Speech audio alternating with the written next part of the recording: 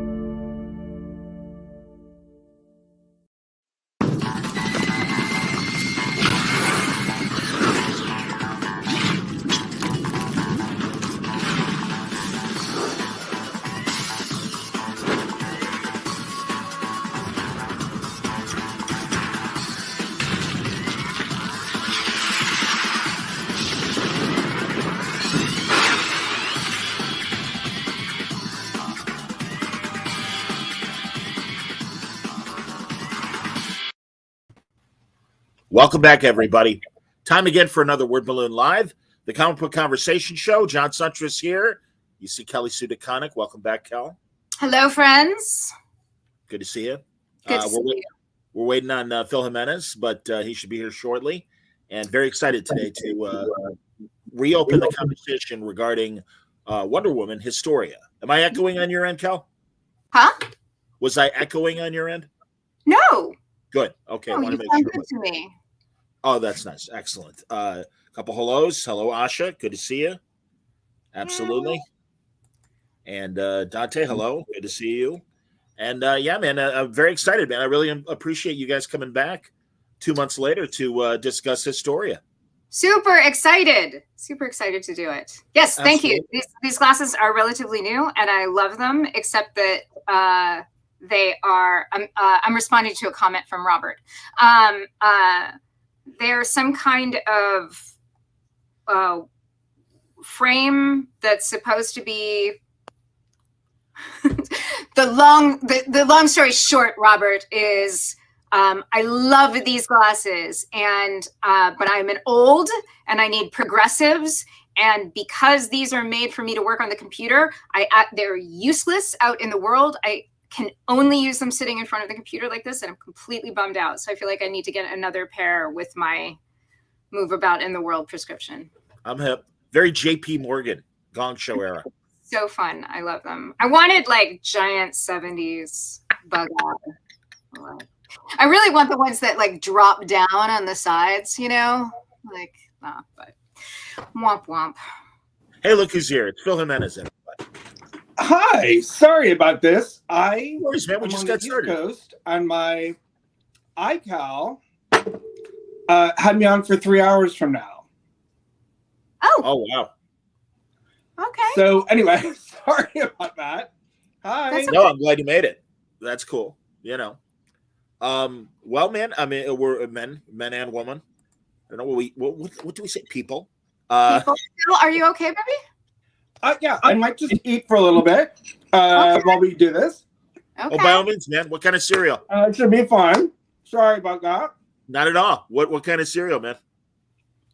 Oh, something with a lot of carbs and honey. So That's just to elevate my blood sugar. Apologize. Not at all. Too little funny, orange man. juice, little hard candy. Yes, always good. Kelly, those glasses are amazing. Thank you. You just missed. We were just talking about my new glasses. They're really, really good. I love them, but Yes, they're I fabulous. screwed up, and they don't have my distance prescription, so I can't actually use them out in the world. They only make me look good on Zoom, and also apparently protect my eyes or something. But one of the funny things, just as and then we can go in. Pardon me. One of the funny things that is funny. I'm on my new iPad, and it's doing this thing where it automatically adjusts the camera, so it's constantly moving. I forget what it's called. It's a thing, and it's making me crazy. ooh, Yes, because you used to be able to set up the camera and just get the right angle and the right lighting, but this will. I guess it's doing fine, but it tends to track faces. So Funny. I often have to sit very still. Doesn't matter. Hello, everyone. Sorry, I'm late. I'll make sure I don't do any of this while we're talking. Yes, it's great. All right. I understand. that's on brand for you and me. Like, I was also late. Oh, good. It's all good, guys. Don't sweat it. So everyone, what we're going to do is we're going to put the Historia on the screen, and we'll go over pages and panels, but also take your questions as well while we're doing it. Phil drew for everyone this volume 1 that we're going to look at that came out at the end of November, and Gene Ha's doing volume 2, and that comes out in the spring. And then Kel, it's Nicholas Scott for volume 3, and when does that come out? I mean, they're doing it seasonally, so I guess summer. Probably. Okay. Oh, okay. Great. That's cool. know. I could have figured maybe the fall, but It might be the fall. I understand. I just left Nicola waiting on pages from me, so perhaps it will be the fall. Not Nicola's fault, but her. Man, it is killing me that I can't show you guys what Gene and Nicola are doing. It's so good. And Phil is very much still a part of everything, and just like, so he can tell you too. It's really glorious work. The Nicola stuff is the most, and I say this with some, I haven't spoken to her about this. It's the most elevated I've seen her work. Like, and that I'm just saying she's risen to the occasion 1,000-fold. It's meant as the biggest compliment. The stuff that she's turning in has really sort of made me cock my head. Boy, did she get the assignment. Like, it's just really stunningly beautiful. It's fascinating because these are people, Phil, Gene, and Nicola are folks who are already at the top of the game and did not need to level up and somehow managed to level up. Yes, what Kelly Sue just said. It's really, I was kind of looking to see if I could pull up an image on my phone. It's just stunning. And I hope they're having a good time. I haven't talked to Nicola for a couple of weeks, but I do hope she's having a good time because the work is just, it's exciting. Yeah, it's just so elevated. It's just really, really beautiful. The ambition of the project, man. I mean, you guys really set a first issue standard that I'm sure Gene and Nicola are like, all right, we gotta try to match what Phil did, and that's great. And here we're gonna get things started. I will do this. We will become tiny boxes as the majority of the screen will be held with Historia. Hold on one second. I just want to make sure I got the right tabs here and everything. Where the hell are you? Did it go away? Let's see here. Hello, Casey. Hello, Nerdette. Hello, Wayne. Hello, yes, I'm going to have to reload. No worries, kids. Yeah, by all means. If you see a comment that you want to comment on, feel free. Weissbrow? I don't know. Weissbrow. I'm not seeing a comment stream, just so you know. So if I'm quiet, don't take it personally. No worries, buddy. If you on the right side of this, it may be if you're on your iPad, it may be different. I bet it's different. Never mind. Maybe. For me, there's a private chat tab, and then there's a comments tab, and it defaults into private chat. So if you click comments tab, it might open it up. What's that coming up? Oh my gosh, there they are. Yeah. 1 second. Uh-oh. Kelly, your hair looks freaking amazing. Thank you. I saw it on Instagram. It looks beautiful. Thank you. It's really good. Thank you. Tallulah and I went and got our hairs did for only the sixth time since the shutdown, which is amazing. But they have really, really good protocols at the salon. So, yeah. It is funny. I get my head shaved at this barbershop. And it's very funny because, I have to hold the mask. And then they shave the head. And then they the first couple of beard trims were literally, they were working around the mask, which was kind of amazing. They did good. Oh my gosh. I'm sorry that now you're hearing our doorbell. Oh, that's okay. I was going to say, if you had to get up and get it, I understand. Well, I'm trying to around here to both. Okay. All right. There we go. Turner lobby cameo. Yeah, Turner lobby cameo. Good to see you, Turner. Excellent. While I'm trying to bring the screen up, you want to answer this question, Kel, from Robert? What's it like working at DC after being in Marvel for so long? Well, I mean, you're a freelancer as a creator, so the cultures of the two companies are a little different. But I don't know that the experience is dramatically different. I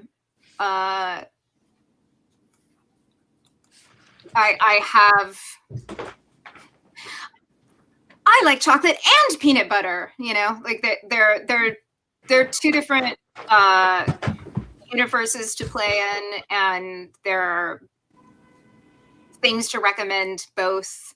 And then I haven't worked at Marvel Publishing for a very, very long time. I worked with Marvel Studios more recently, and had a tremendous experience with Marvel Studios.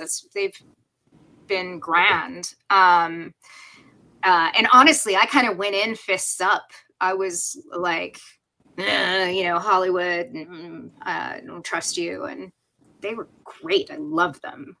And to the point of being like sort of almost embarrassed at how like knee-jerk antagonistic I was. But hey, there we go. Yep. But and then DC has also gone through an awful lot of changes over the last couple of years, and then I'm sure Marvel has as well with the pandemic. So, so Robert, it's a good question, not a bad question at all. I wish I had a better answer to it. But the work experience isn't dramatically different. So. Fair enough. Doug says thank you to both of you for a great comic. It blew me away. Aww. Thanks, Doug. And we're looking at the cover right now. Phil, did you do this cover? I did do this cover. Yes. It was the first piece of Historia art I did after talking with Kelly Sue. Mm-hmm. This was my pitch art. It was colored by Ram Fajardo. Painted, I should say. It's an interesting thing because it's all digital work. Historia was my first mostly digital work. There are pencils for this. And then I digitally inked it. Ram did the painting on it. And this was essentially our pitch piece for what we wanted the book to look like. I'm most pleased with it because I think people were surprised. It was the first art I ever did gray tones on. And it's a more fuller piece, the actual artwork. But this is kind of what I think sold the artwork on the book. Yeah. It's extraordinarily beautiful. I know we've seen at least 2 cosplays of it, which absolutely delights me. Yeah, that's amazing. With the peacock feathers and everything. Yeah. Fantastic. And that is the let's see, how do you pronounce it? The Namian lion? Is that correct? Anybody know? I will trust you on that. It is actually, you know what I believe that might be is yes, because that's when Heracles killed. Is that right? Yes. Yeah. Wow, that's great. The Nemean lion. The Oh my Nemean. God. Yes. So the lion head she's carrying is the one that Heracles would wear. So that comes back in book 3. Oh, that's excellent. You see, I mean, any real hardcore Greek mythology, you're gonna hear me squeal because being a Greek, we only talk about this stuff in coffee shops, so it's great to see it finally, in the format that it deserves and everything. So that's cool. A couple more comments. Let's see here. I definitely plan on doing a cosplay of this. It's beautiful. Thank you, Asha. That's great. That's super awesome. And Nerdette is congrats on making it to the top sellers list in December on ICV2. That is a good sign because we really want, Keld, for you to be able to tell all 9 issues. We don't want just 3 issues. And I think I could be wrong about this. Someone should double check me, but I think we're the only non-Batman title in the top. Yes, 40 that I've heard. Yeah, that I've heard. A couple other quick things just on the color on the piece of this. When Kelly Sue pitched this to me and sort of talked me into this, the reclamation of Hera was a big part of it. And so one of the things I was really excited about doing was bringing Hera into the piece, which is where, of course, the peacock shawl comes from. Right. And I actually think Rom just did such a beautiful job coloring it. Absolutely. But the mythological, the other fun thing is, I think, and we don't want to linger on this too much longer. We don't need to. The eagle actually has Amazon sigils in it. Like if you look really closely, that I actually are manifested also in the Amazon Queens. I believe it's both. There are each Amazon Queen has some sort of bird symbol, I believe, in her armor. Or there's something about the breastplate that I remember pulling through each of the Amazon Queens, I think. But particularly the ancient writing ended up being a theme that is, I think it's Pythia specifically. She has some sort of writing, and Io has the 2 birds. Anyway, it became I wanted to pull that sort of theme through the various Amazon Queens. Well, again, your attention to detail is just sick, and I don't know how much resolution this presentation will give, but there's lots to love in this, and truly, I mean, I have a feeling it's going to be a 5-hour podcast, guys, because of the amount of wonderful. Well, I just shook it up, so we're pretty solid. All right. Here's the alternate cover. Yes, that's Olivier Coipel, which in that the image is of Antiope, and when it came in, I think it dropped both of us. Just absolutely stunning. Hello, Andino. Yeah, it's just a gorgeous image. And then, you can see obviously the lasso, and the kind of things that are going to pull into Diana later as the book progresses, that begin with the Amazons. The totems, absolutely. And again, you'll forgive me, but this is how I love or think about this and why I love it. This is the Amazons version of the world of Krypton. I mean, this really is like, okay, you really want to know where everything is coming from? If you only know Wonder Woman from, the monthlies and stuff, finally we get a really interesting backstory that you've both devised. And again, with the contributions coming from Jean and Nicola, it only makes it more exciting. Leather cover, inside page. Yeah, if I could just really quickly, I believe it is announced that Becky Cloonan is doing the variant cover for book 2. Oh, Phil, have you seen it? No. That's great. She chose Demeter. Oh my god! I'll send you the sketch. No, that's amazing. Oh, it's so good. And then on book 2 for the elements on the the element on the leather cover, what we call the library variant,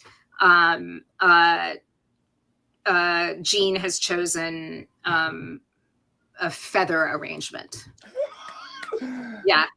Oh, That's excellent, man. Very cool. so great. I love this info. That's wonderful. That right away. just so you know, the shield on the library variant comes through later in the book, and we'll talk about it later. All right. Honestly, right away. Boom. You go back to the plain black text, though. This is important. Oh, certainly. No. You're Sorry. Hold on. There it is. Okay. There we go. Okay, so we don't want to spend a lot of time on this, obviously, because it's just plain black text. But it's important. But the cool thing to know here is this is a deliberate choice because the first page, the first image,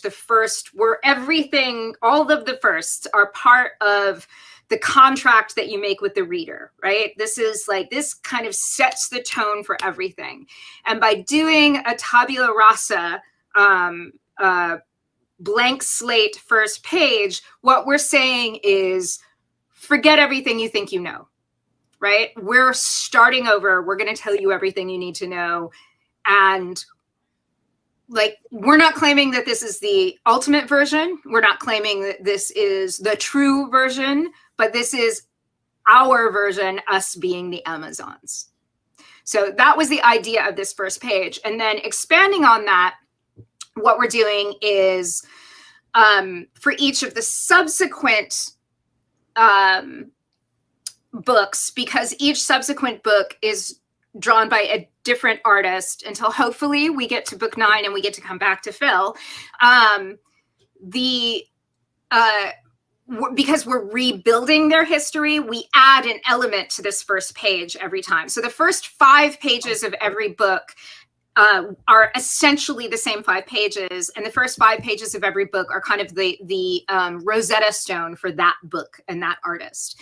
So so for this page, in the second book, Jean has chosen an element to add to the page. He's chosen, I believe it is a shield and sword. And then when it go for Nicola, she'll redraw the shield and sword of Jean's, and then she'll add an element of her own to it. And then if we get to do all 9, each artist will redraw the previous and add an element. So the idea of we're starting with a blank slate and then constructing a history, adding elements book by book. Okay, now we can go on. Fair enough. Boom. And I'm going to pull back again because this is so great. Look at that. Ugh. Unbelievable, man. Yay. We hear the gods, and yeah, I mean, Phil, honestly, it evokes Mark Buckingham's work on Fables, but honestly, you take it a step further with the framing and the way that you've laid out these kinds of pages. It's amazing. So much to go through. Good Lord. I mean, and that's what you want. You want a book that you really let's sit down. Let's have more than a 10-minute read. Yeah.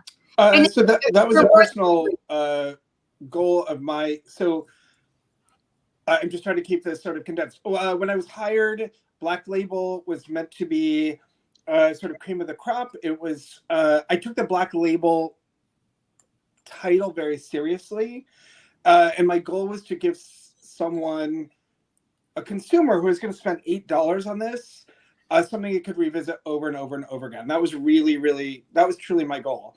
And so I wanted it to be something that was, in my head, worth the money people were paying for it, and to keep it as elevated as possible.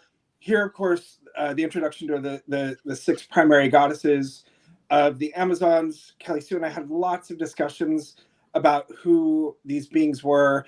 And for me, being so associated with, on purpose, Wonder Woman, but particularly the George Perez iterations because of George's influence on my work, one of the things I wanted to do was establish very early on that this was not that. That this was this was new.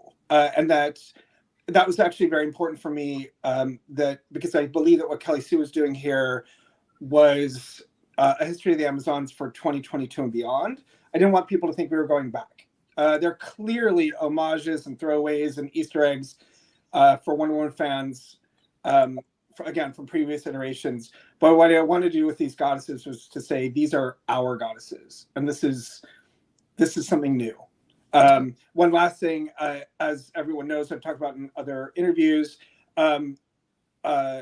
my goddesses were highly inspired by Kelly Sue's take on them, but also not by like old statue versions of them, although we brought in a ton of outside influences, particularly fashion, and a lot of cosplay and other things like that. So they iterate these takes on the goddesses, and a lot of the characters have other art. I mean, you'll see them very clearly, like Alexander McQueen is all over this stuff, I like to say, as it is for a lot of my designs. But there's a lot of non-comic, non-myth influence in the design work.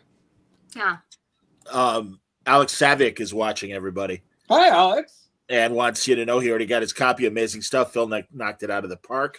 One little hint on this page. We don't have to, so I don't have to linger. If you go to the very bottom, you'll actually see two shields. And this is just an Easter egg. They're the Wonder Woman shields that, right there, that sort of corner them. Those are actually Wonder Woman shields.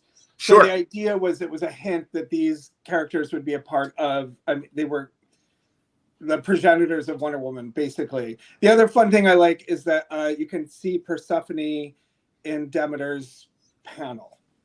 Yeah. She's the one in the white dress. Yep.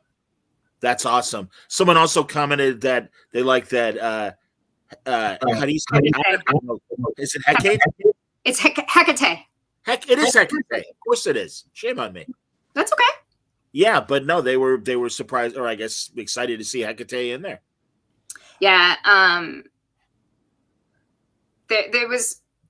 It was not hard, actually, to choose who we would include. The iterations of them was a little bit difficult, but then we also kind of had long discussions about how they could, they're goddesses, so they can sort of choose to be perceived differently. If, they can have different iterations.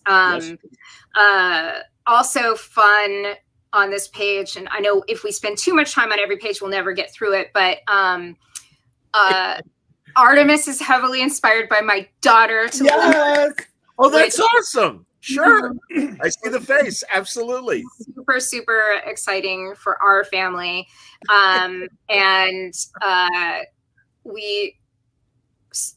I love all of them, but I think we have particular love for our iteration of Aphrodite. Although I will tell you that it was a complicated conversation to have in wanting to have this beautiful Black woman be a representative of ideal beauty and like quintessential feminine presentation, but to also have her be so closely tied to sexuality, and there being a historical tradition of Black women being hypersexualized. There was a tough thing. That was a tough call to make. But we ultimately went with it, and the reaction has been, all the right people love it, all the right people hate it. Right. And the particularly thinky folks who recognize the difficulty in that call,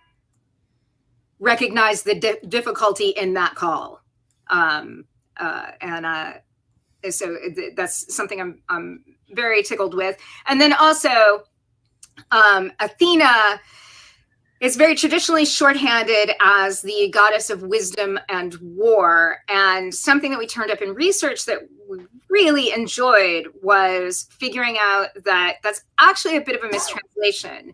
and she is more accurately described as the goddess of the city.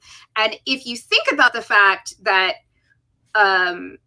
generally speaking, the Greek pantheon does not divide where, you know, we have a god of one thing and a goddess. It doesn't have that like binary approach to everything. And Ares is the god of war. So to have another deity have that as their domain would be odd because it doesn't happen. And so when you understand Athena as the goddess of the city, and war and wisdom is actually more accurately defined as strategy and defense, then it makes a whole lot more sense. And so that crystallized that character for me. And the way that Phil and I talk about her is we say that everything about Athena is sharp. Athena is made of edges. And that, you know, has that like sharp mind, sharp strategy, very exacting nature. Excellent. Two other quick things, and this will carry through a lot of the discussions. Going back to Aphrodite, one of the things I really enjoyed about this iteration was it certainly challenged my own beauty standards. And you will see that she changes. So this was the first art that I drew for this whole book for these 6 goddesses. Wow. And Aphrodite actually changes the scale of her body, the style of her hair. I was challenged by some fans, particularly women of color, and I was thrilled for that. And so she gets bigger and her hair gets longer and fuller.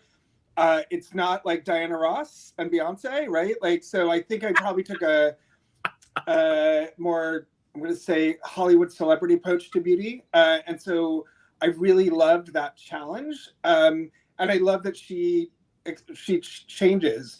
The other interesting thing about Athena is, for me, there's a trend that I tend to have.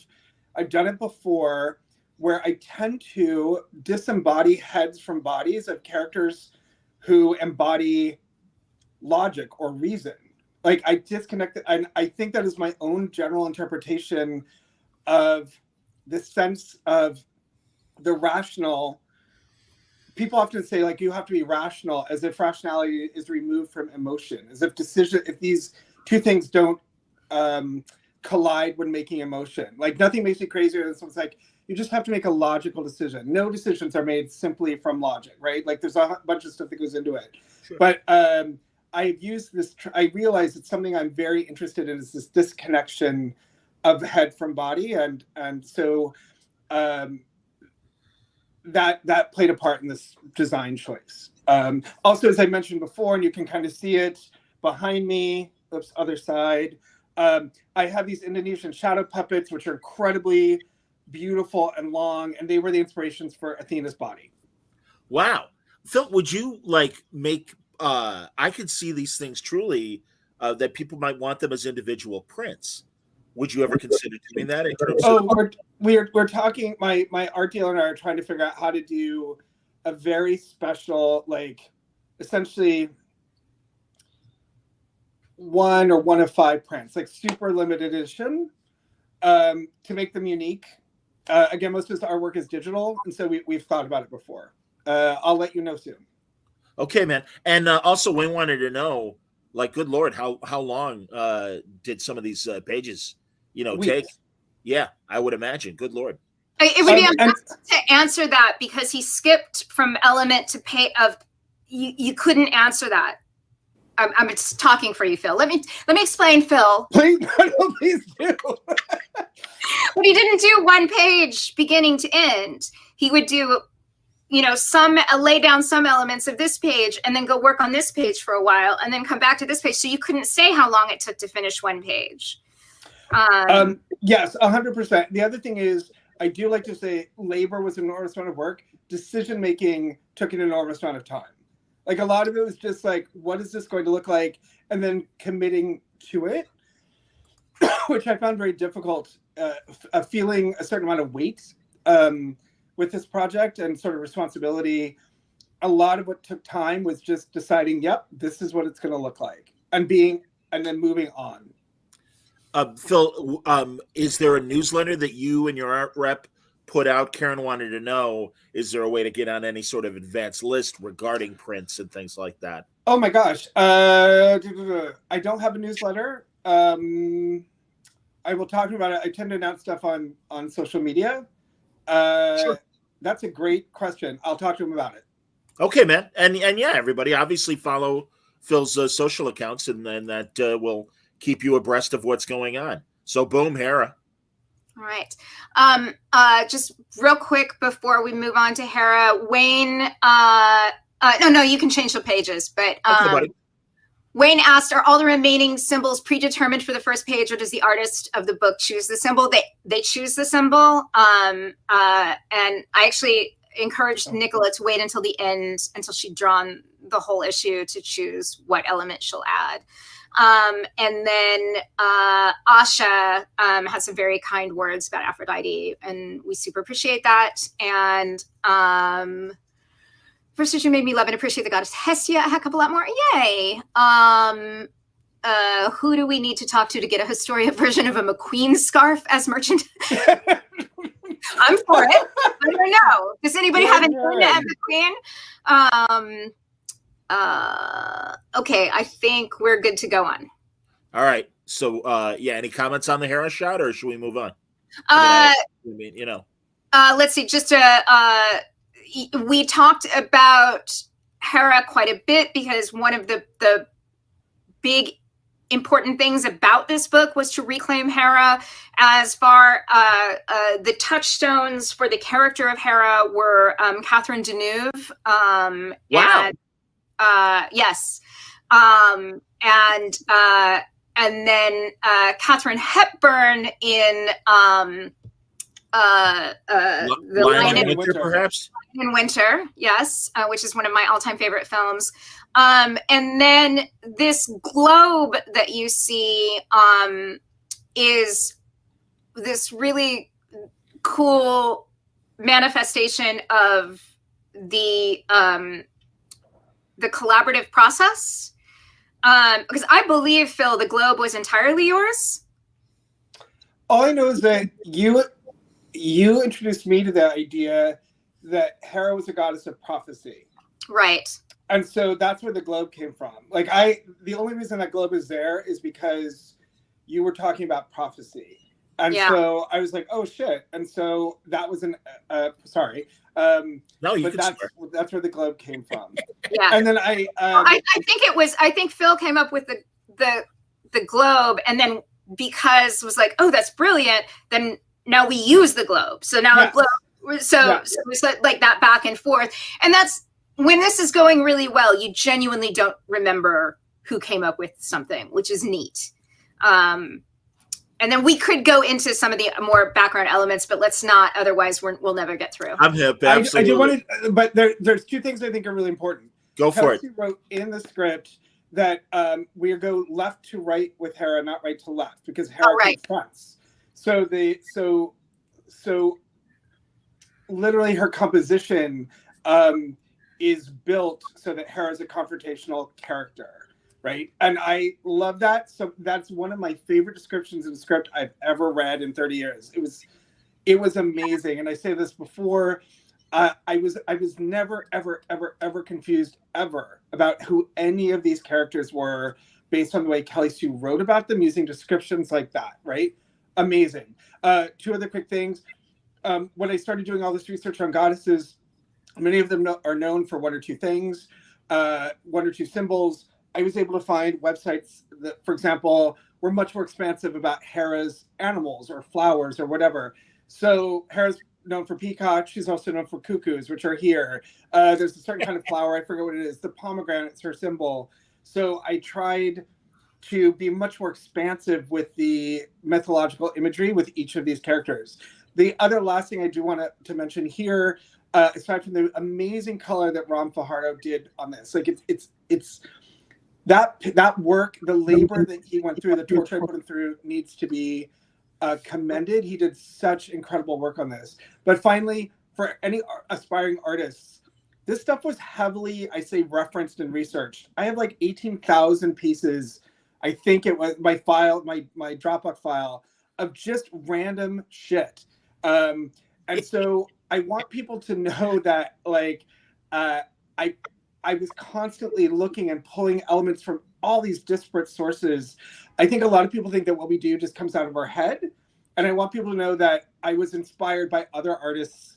And that's the artwork that ended up manifest here. So one flower comes from one place, one peacock from the other. I also did this thing where I had Frankenstein. My friends would laugh. It's called Frankensteining Reference. So a friend of mine, her sister posed for Hera. So I have a photograph of her in this pose. And then I got another head. And then it was just the actual reference is hilarious because it's like just this slapdash pieces. I think that's my hand with the bird on it. I use my hands a lot in this. But I just want to tell everyone, as grateful as I am for the compliments, this stuff I borrowed as much as, you know, my experience with a lot. I was at the Metropolitan Museum so often during this, just taking pictures of things that probably wound up somewhere in the background of this art. Yeah. Understood. And Phil and I text each other now every time we come across peacock imagery. Like, hey, yes. Hera says hi. That's awesome, man. Yeah.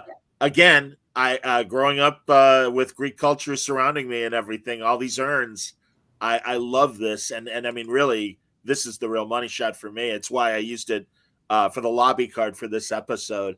Yeah, I mean, my God, this is like urns like this are in every one of my aunt's, homes. Wow! Because of the stories that they tell. There was a series of conversations that happened about this, in primarily around. This is the indictment scene. We need to acknowledge and show this violence against women here, and it's, you know, some of the violence are like crimes of omission, and some of them are literal violence, and but we were trying to figure out a way to do this where we could find a place to stand where we neither made the violence beautiful nor allowed it to traumatize.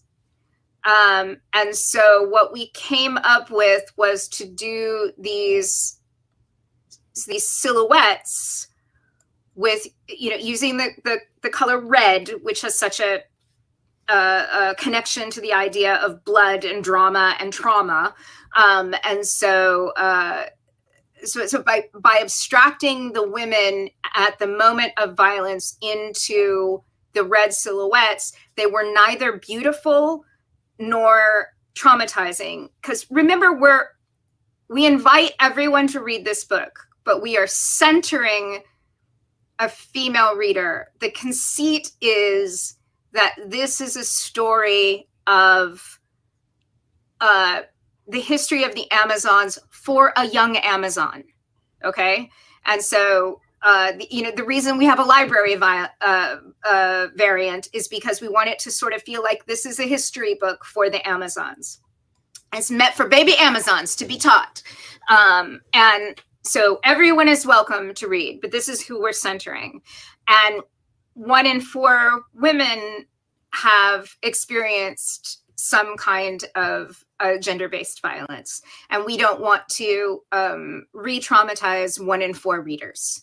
So, there was a lot of thought and conversation went into how we could find a way to make our point, but not make it beautiful and not make it, or so not beautiful, not salacious, no sexy violence, and also not traumatic, not going so far into, like a lot of Japanese horror films will take the violence into a cartoonish area, which does the same thing. It allows you to have distance from it. And it works, but in this case, because of the sexualized nature of it, it would have been traumatic.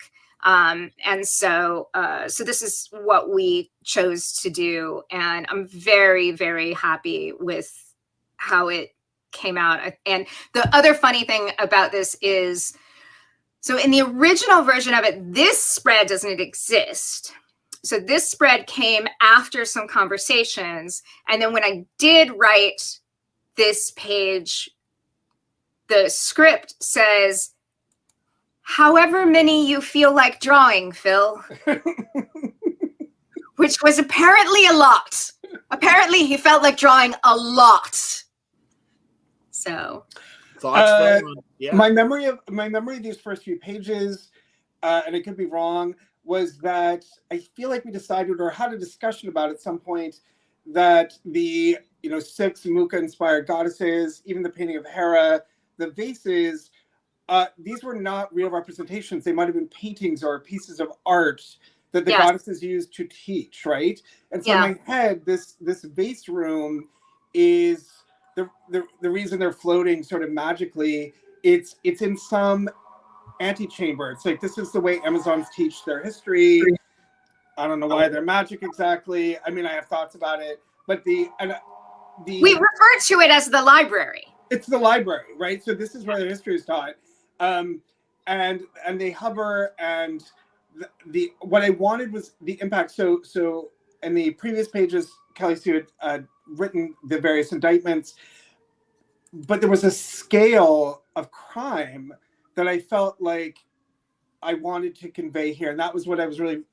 So when she's like, draw as many as you wanted, I wanted to say, like, these crimes, they are vast and many. And even going to the Metropolitan, like, again, to do all this research for all these vases, it was stunning to me how many of them you could see sexualized violence, like, on display at a major museum. It kind of blew my mind. And so the fact that we treat that artwork with such reverence without really contemplating the imagery on it or really second guessing it was very important to me. So anyway, this room was about scale and about reminding people that these are not isolated crimes, that these crimes are massive and all encompassing, and you can see them and find them anywhere. Yeah. And that people have suffered for a very long time because of these crimes. And then in that double page spread there, only 3 of the specific scenes on the vases are specified in the script. Not this page. This page, those are all specified. These, on this though, only 3 are specified because I had no idea the detail that Phil would go into on all of these. Wow. No, it's amazing, man. Yeah. It is worth it when you go to the next page. Also, the idea is that, there we go. So if you go back to the previous page, you will notice. Go ahead. Go ahead. Go back. Oh, you want to back to the urns? Just real quick. Sure. And now the intent was to create a compositional mirror so that you will notice that when you go to the Hera page next, there's a certain amount of echo with the pages and the vases. Like I wanted one to lead into the other, because the previous ones, again, were, I don't know if this is the right word to use, but almost a dirge of sadness and crime against women. And Hera comes in and says, enough, right? And so it is both a comment to what has happened before, like we are done with crimes against women, and it is also a moment of language to come, as we will see, she and her fellow goddesses are confronting Zeus. So she's saying, enough of the dirge and enough of your foolishness. I'm done with it from both ends. In my head, that's what I was trying to convey. Yeah, man. Yeah, no, I get it. There we go.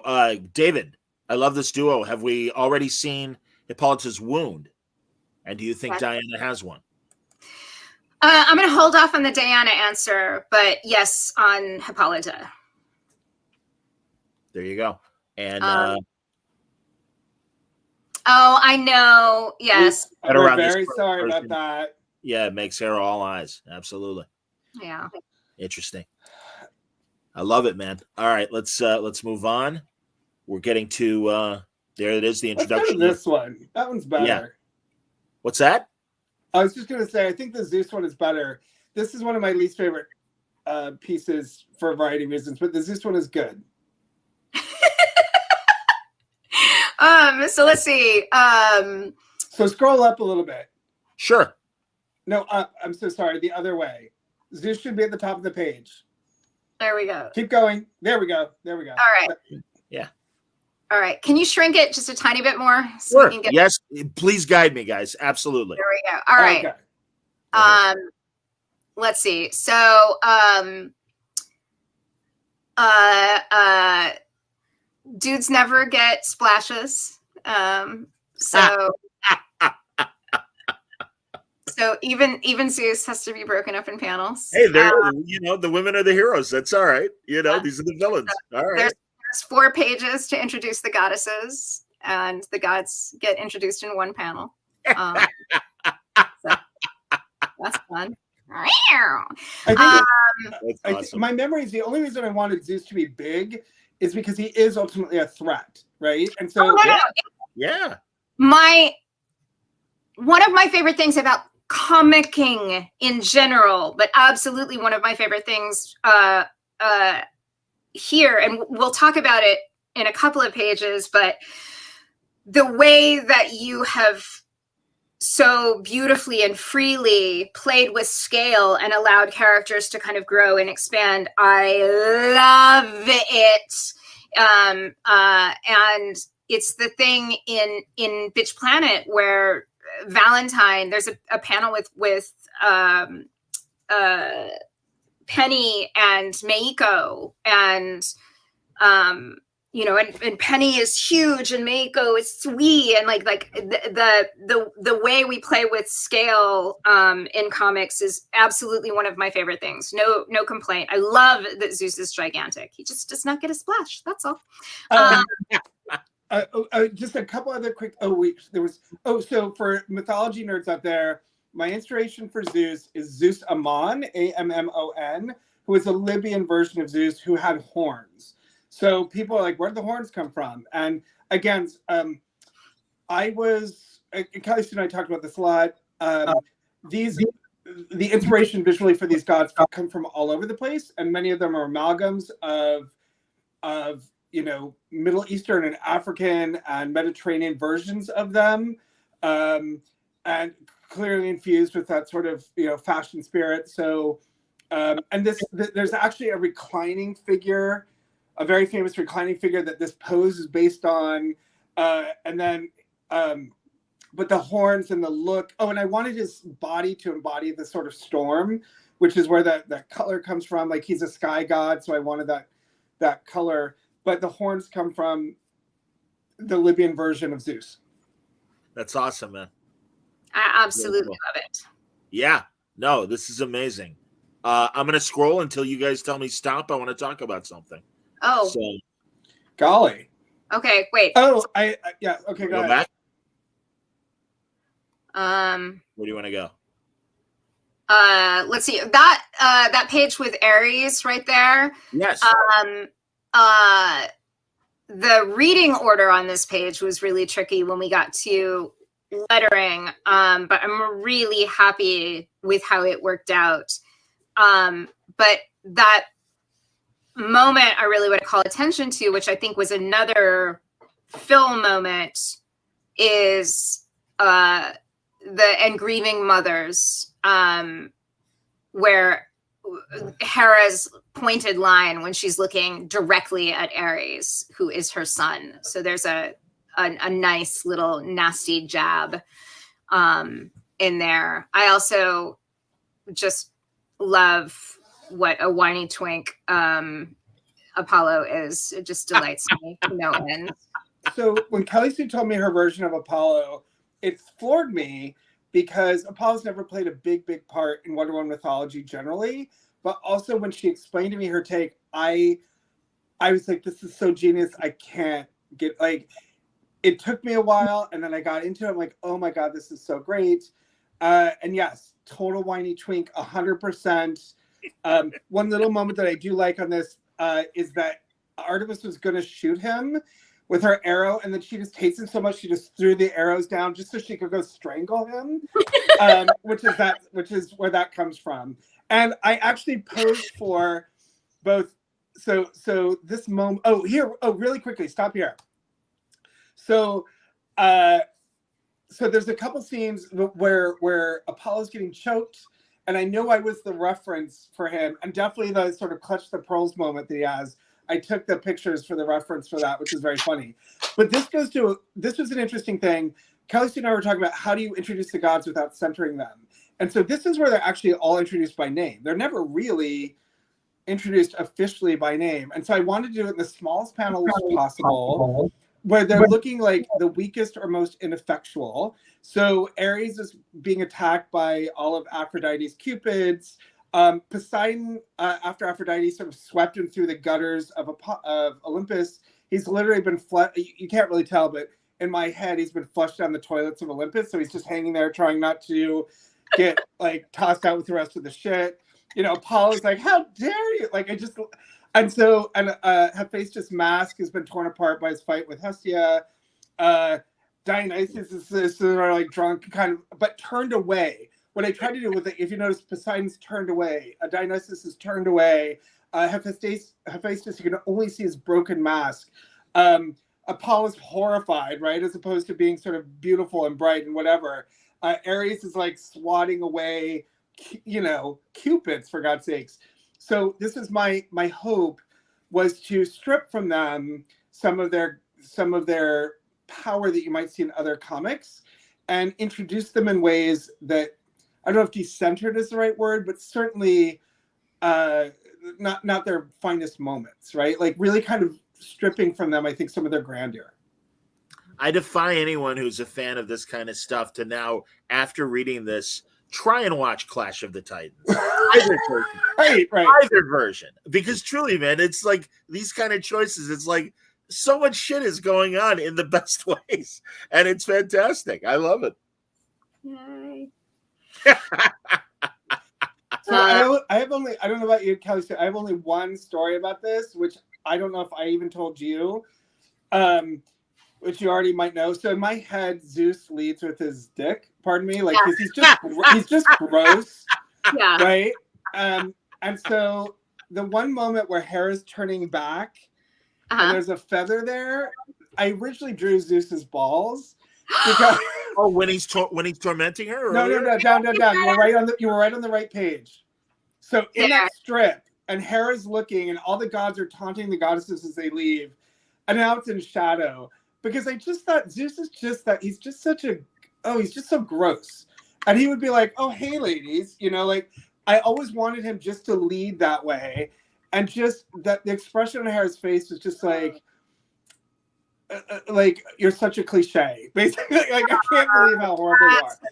Anyway, to prevent anyone getting in trouble, I just sort of blacked it out. But that's the secret history of that particular pose. Oh, that's so funny. I did not know that. Oh my God, that's hilarious. Well, now I'm deciding that feather is tickling him. Ah, yes.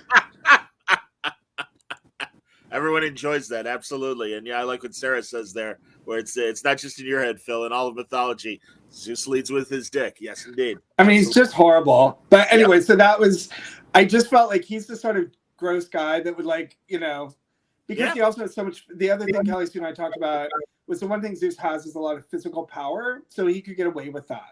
Absolutely.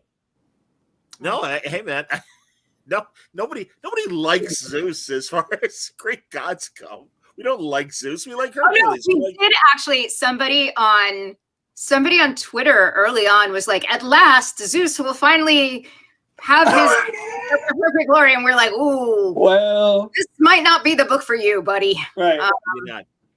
Yeah, maybe not. That's hilarious. This page is probably the one. If we hadn't already blown through the first hour, we could spend the second hour on. But so not being able to do that now, we'll just say that in this case, this is each goddess making her way into Hades. And so we had to figure out like what is the particular kind of painful passage for each of these characters. And but also Hades is a real place in Greek mythology, so kind of thinking about the geography of it as well. And so my favorite is Demeter, so we'll come back to Demeter, but beginning with Hecate, you know, she goes like on hand and knee, like she's already spiny, and she already sort of looks to be in pain, and she's this giant figure, and so to have her be kind of crushed and diminished and restrained, that was like the most miserable we could think of for her. And those are the Furies, I believe. It was the Fury, because I think you wrote she was being surrounded by the Furies on her journey. So that's what that little creature is in her headshot. It's one of the Furies. Yeah. And then for Athena, that's the River of Pain is all refugees to have to be the city and to have to pass through all of these people that you can't take care of, that you can't bring in. That's her passage to hell. For Hestius is the most literal, for someone who is warmth and nurturing and heat, to be in the Arctic, to be freezing. The scroll I missed. Aphrodite, who's like so big and so beautiful, and to be like all sort of hungers and appetites, and you know, to be known, to be appreciated, to be worshipped, to be forgotten would be her hell. And then for Artemis to be confronting an animal that she can't easily commune with. And then my favorite, which is both the second panel and the final panel here, or the second bar. No. There you go. You're fine. You're good. So going back up, Demeter, you know, so we talk about all of these going through hell and suffering, and you know, like how do they get to Hades? Demeter just walks through the front door. And that's because that's a reference to Persephone, and like, Hades, step aside and fucking owe me. I will come and go as I please. And so that's Hades down there below surface. It's actually really funny because all the statuary in the back is based on Hades, Persephone. Like in my head, his whole underworld is a dedication to this one particular event. So for me, the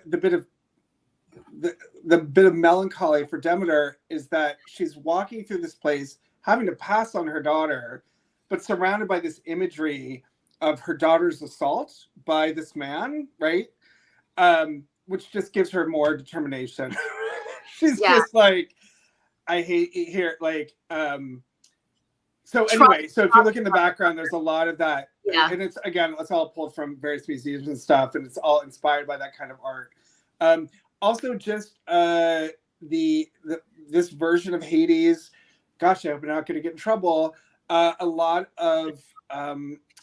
used a lot of the Vatican for the background. Wow. Of the underworld. So textures and patterns and things like that, as well as the Palace of Fine Arts in San Francisco and some other things. It was just this mishmash of. But I was very, very interested in a place that kind of.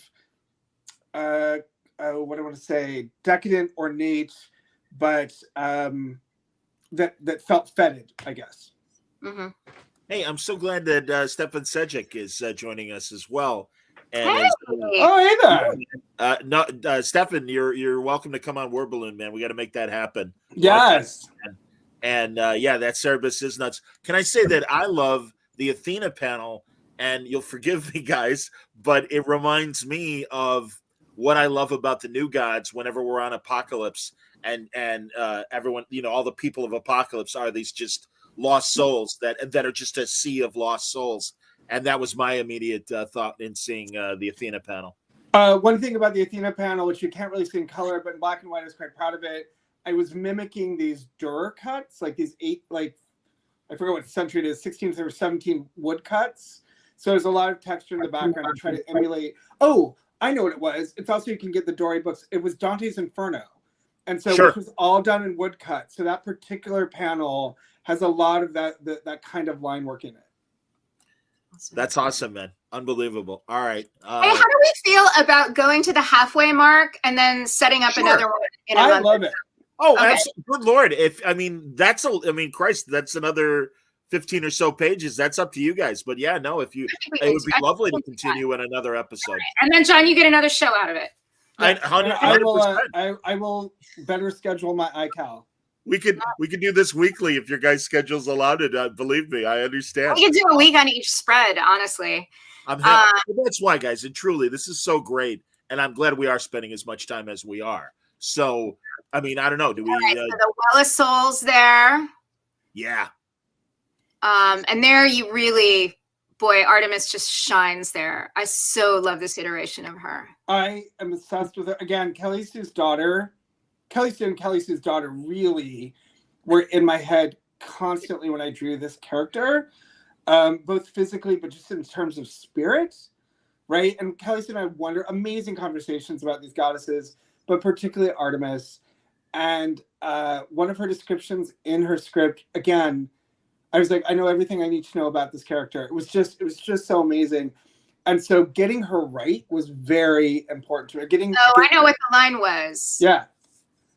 Was that the skin knees? The skin knees. I was just like, oh, I get it. Done.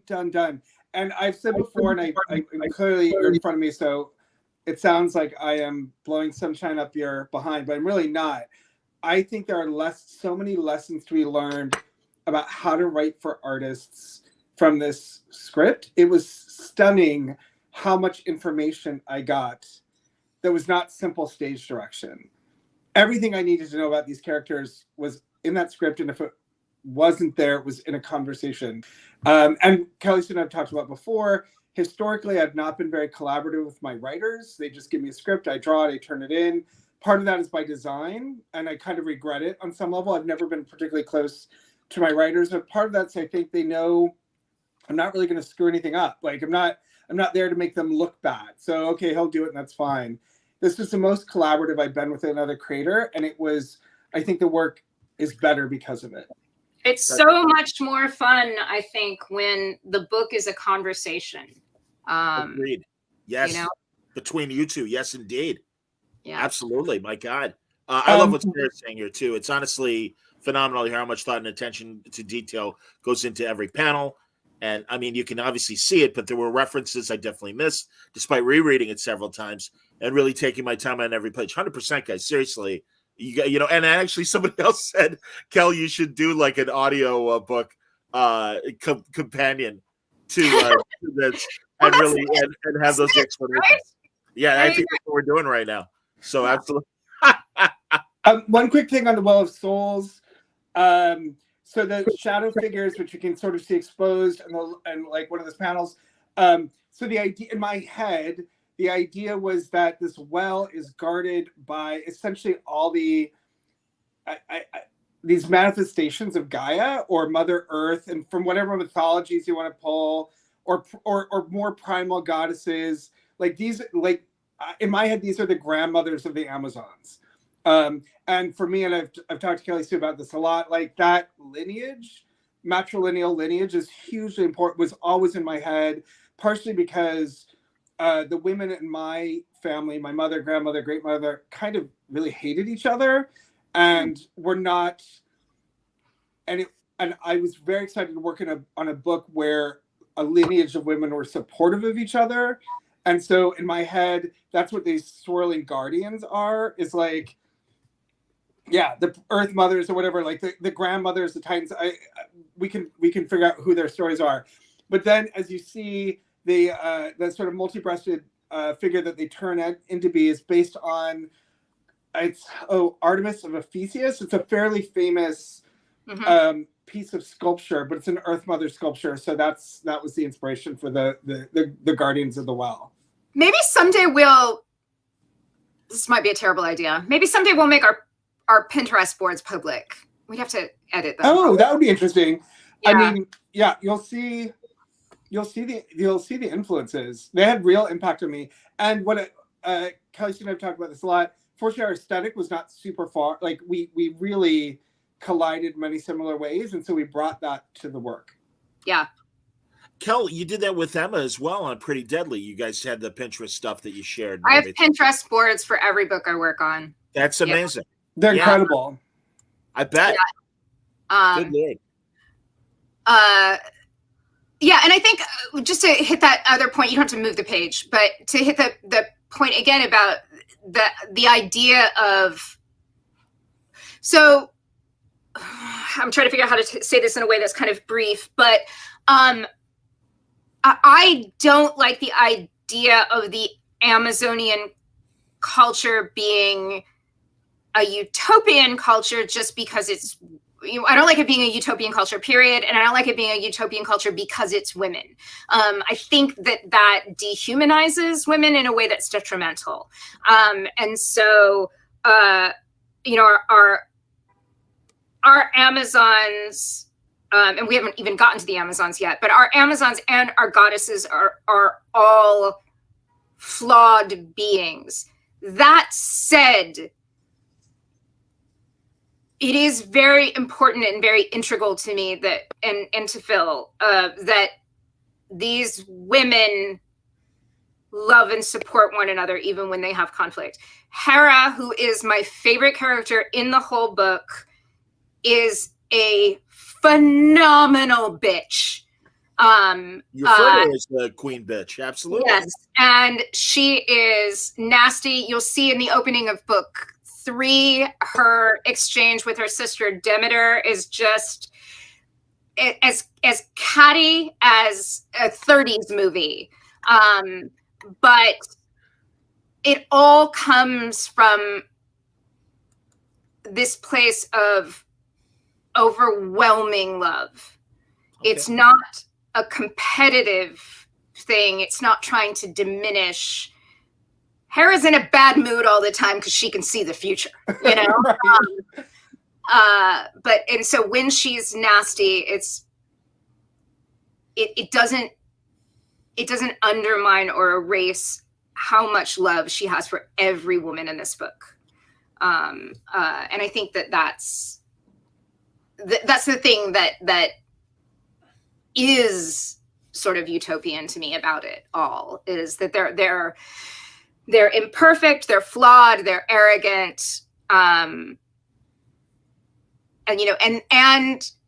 they can be, this is tipping my cards a little bit, but they can be overwhelmed with the need for vengeance so that Diana doesn't have to be.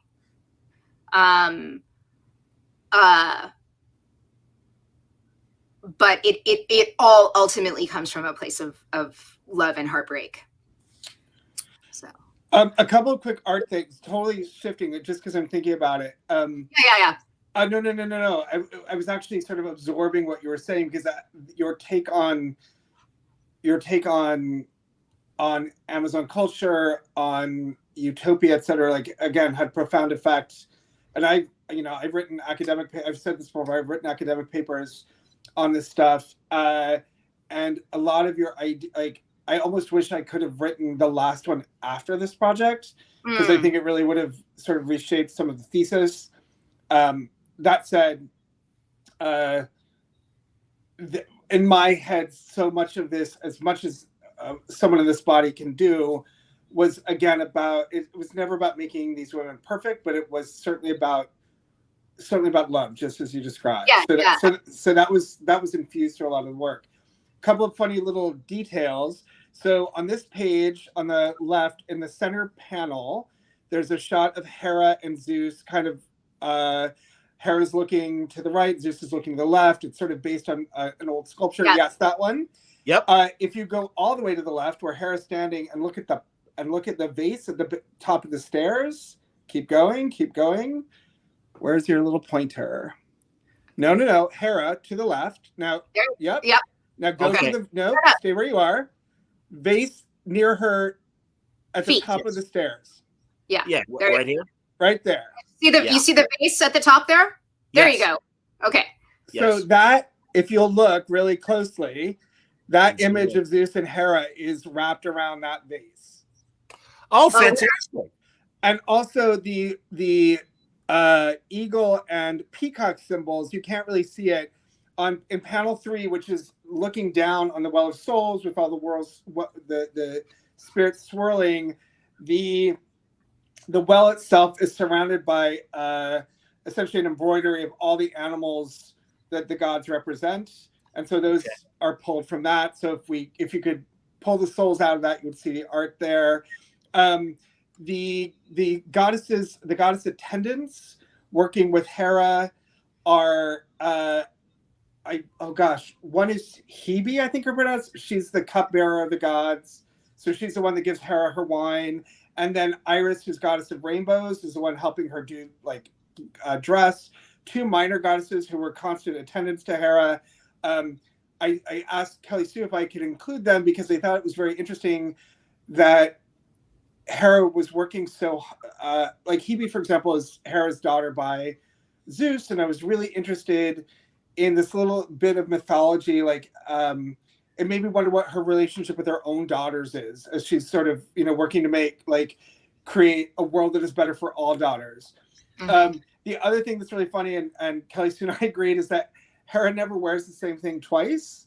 Right. So in every new scene, she is in a new costume. Part of that was just indulging me because I wanted to draw her different things. I love it so much. Yeah.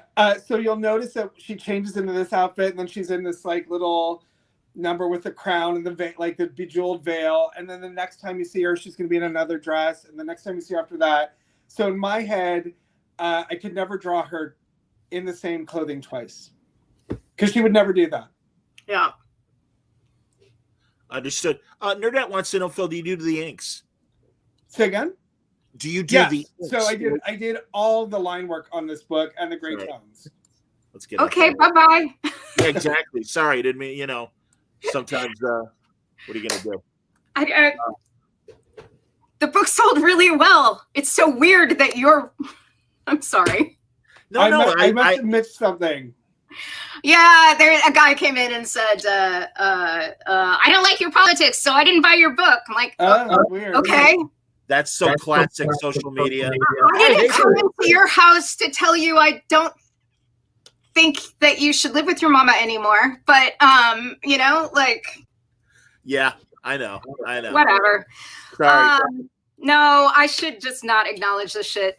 But I don't. I'm so boggled by it. I'm so why are you so afraid of me? What?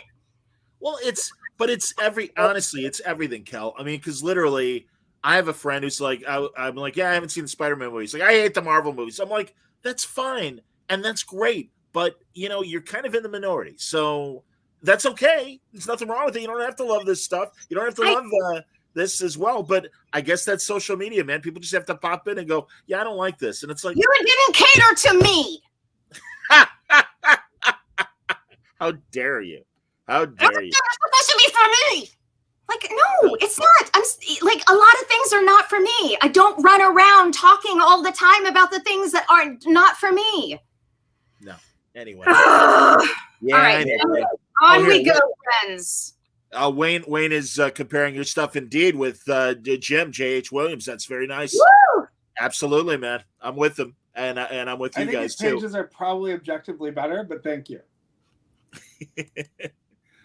Again, look at this. Jesus Christ, man. This is fantastic. Someone I'm not sure came through on these pages. The idea was that every goddess, once they started giving their gifts to create the Amazons, would sort of manifest a more primal version of themselves. So Aphrodite's body gets big and sort of breaks apart, and what's manifested is this sort of Venus of Willendorf, which my memory was one of the inspirations for her to begin with, right? That was on our Pinterest board. We were going to do that sort of voluptuous Venus body. And then she's surrounded by all these sort of primordial mother spirits. as they begin to create the Amazons, and her tears turn into this mystic rain that pours into the well. And the other thing I remember at this is that I loved the idea, because Artemis in the previous pages is like, let's just do it. Like, she's just really excited. She's a kid. Yeah. She's like, fuck them all. We're just going to make these Amazons. Go. Wait, say again? Go. Yes. Like, what are we waiting for? No. And so what I wanted to actually, and you'll notice I tried to do it, particularly in this sequence, where I was treating her a little bit like a child who's seeing things for the first time. Like, this is the first, in my head, this is the first time these goddesses have manifested these forms. And I wanted to show Artemis being thrilled, like, oh my God, this is happening. I can't believe this is happening. And then kind of also awed by what she was, like, the idea that a goddess could be awed by what they were seeing. And like, I didn't know my aunt could do that, right? Like, that's so great, right? I mean, this is where we get to play with the fact that she is her form as a child. Yes. Right? She has that. Like she is. We knew she had to be really important because Diana's named for her, right? So reverse engineering. She has to be special among all of these special goddesses because we know Diana will be named for her. And so it was like, okay, so that makes a lot of sense, because if she and Apollo are night and day, the moon and the sun, and she is all of these things that in a lot of our like really deep down cultural lizard brain are like the feminine archetypes, right? She is the wild, she is the natural, she is the bramble. To also have her be the child, so she is the not fully formed executive function. There is that means both an impulsiveness, quick to anger, but it also means like quick to wonder and quick to joy and quick to astonishment, because she hasn't seen it all 1,000 times, even though this would be fucking astonishing to any human being, right? Or being, not human. Yeah. So I was very happy to use Artemis to be like thrilled when she sees the spirits of the soon-to-be Amazon swirling around them, and then she turns over and she sees Demeter turn into this cosmic snake, and she's like, holy cow, I didn't know Demeter could do that. That's the coolest. And then so I loved using her, or trying to use her as our entrance as well to like the wonder of what is happening and the scale of it. The other quick thing about the scale here is there's a lot of color and things happening. Yeah. And I knew that I have this belief, basically, by the way, gods should be depicted, particularly with Wonder Woman. Historically in Wonder Woman, gods tend to be essentially just other kinds of superhumans, which I think diminishes Wonder Woman and the Amazons, because if Superman can beat up Ares or Zeus, I'm like, well, these are their creator gods, right? Like they should not be, no mortal should be able to just kind of punch and be like, okay, or like, come on, join the Justice League. Like I in my head, I treated these characters as divine beings made of divine material. And I mean that in like literally the most holy way, of stuff of the universe beyond any sort of mortal comprehension. But I also know that seeing that for 40 pages is a lot, right? And so one of the things that Kelly Sue did, which I thought was really beautiful, is once the Amazons were, and we'll get there in just a moment, once the Amazons are created, she's like, okay, I gotta get, like, we are shifting tone. And then the story becomes essentially about Hippolyta. So the scale becomes smaller, the scenes become more intimate, the color changes. So this was ultimately by design to say, like, these beings, these gods are overwhelming, and the art and the color is kind of overwhelming. At knowing full well that was going to stop the minute we left Olympus. Yeah. And just when people were like, okay, I get it, I'm so tired of all this, that's when we were like, introduce ancient Greece, and it's small and it's brown, and so that was the scale difference was by design. I like this comment. I'm going to be honest, this isn't for me, but I bought it to read and get lost in the art when my mind goes to the higher level. Absolutely, man. I mean, again, a feast for the eyes and an incredible deep story as well. I mean, really. And you know what? I appreciate a respectful, like, not my favorite. Cool, man. That's fine.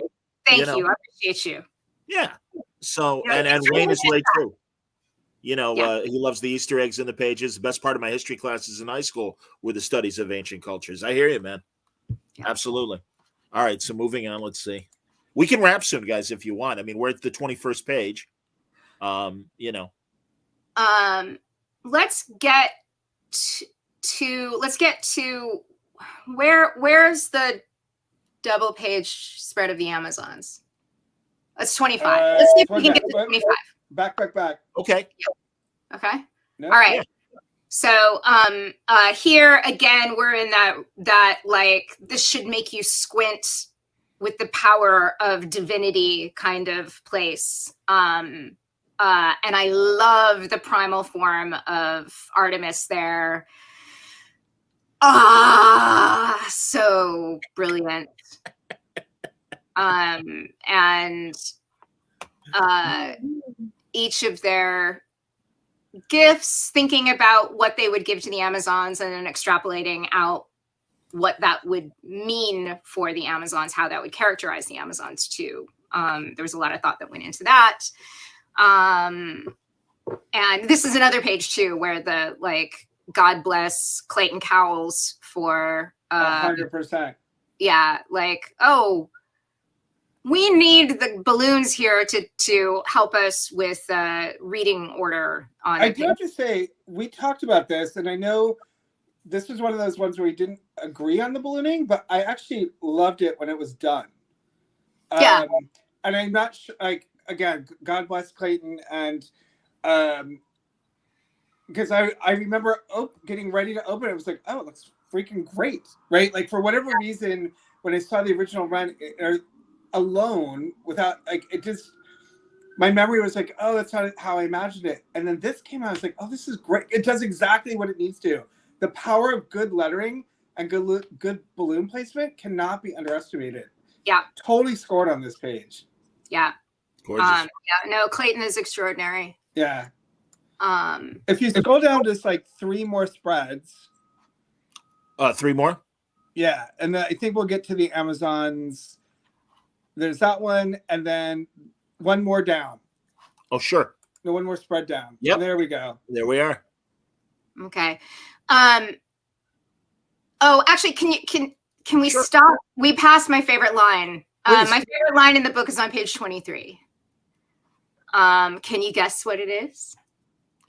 I don't remember, so I'm excited to kind of look and zoom in a bit so I can possibly read. Let's see.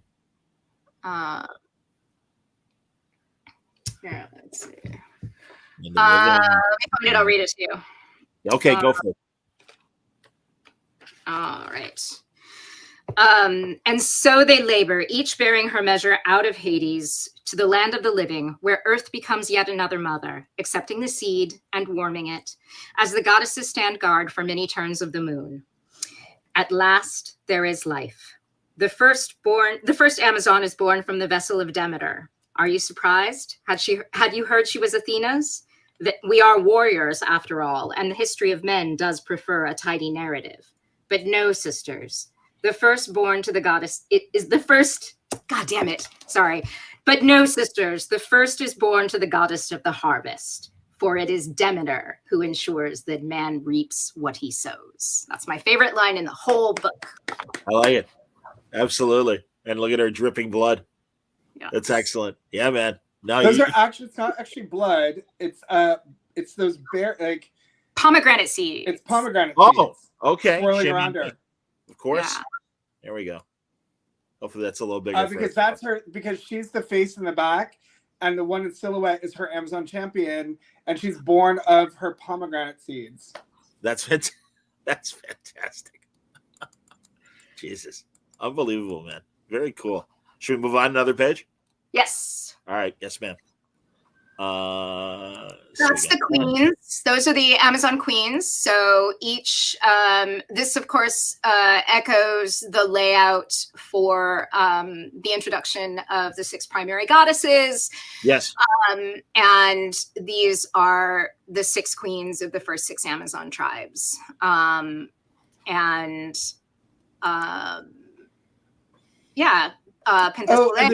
the shield on this is actually the shield.